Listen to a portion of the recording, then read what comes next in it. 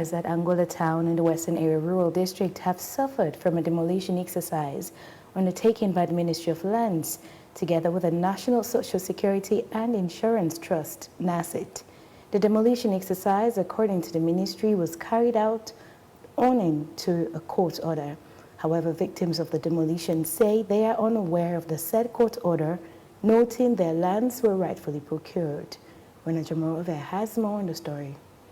Youngest person, I build me house, then say order from above, then for come broken. See me house. See me house. Where to now left me now for? What took time and resources worth millions of leones to put up was brought down in few hours. This is the plight of property owners on the disputed land at Angola community in the Western Area Rural District. These properties, according to owners, were demolished by the Ministry of Lands based on orders from above. I bought this land from the Cole family. After several inquiries, they showed us documents from courts. There were judgments from Justice Konoyema. There were judgments from Justice Musu in 2017. This is a judgment.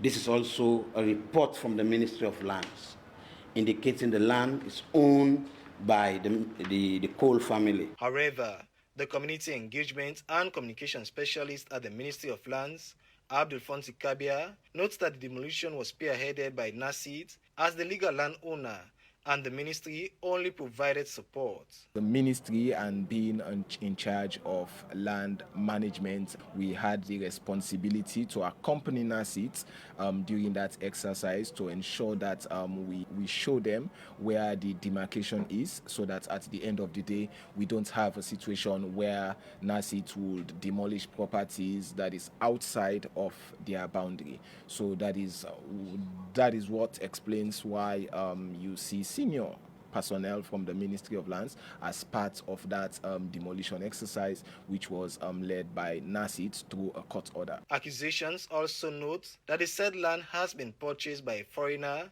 thus the orders from above. Us hope we may get now for salon now. We gonna man say let them broke me host, then my government we me feel say now my government will forfeit for me. They not think about that, so they not inform me, they know nothing. Then can them put machine on meals and they broke them. Some officials from the ministry said they got orders from the president after the Nigerian owner of Sarah Block met with the president and explained to the president about this land. These allegations were denied by the ministry. Well, I don't know where the claim of that property at Angola belonging to a Ghanaian, because the documents that we have in our system indicate that the property was allocated to NASIT as an institution. According to the head of public affairs at NASIT, Mohamed Bangali, the said land was given to them by the Ministry of Lands, and that a court verdict to evict the said encroachers was issued since July 2023, following series of engagements and the failure to quit, thus the demolition. NASIT had a thought of investing in concrete products, so we acquired the land through the Ministry of Lands at the Angola town community, where we constructed a company that is producing concrete products. Since 2010, NASIT has been doing business there.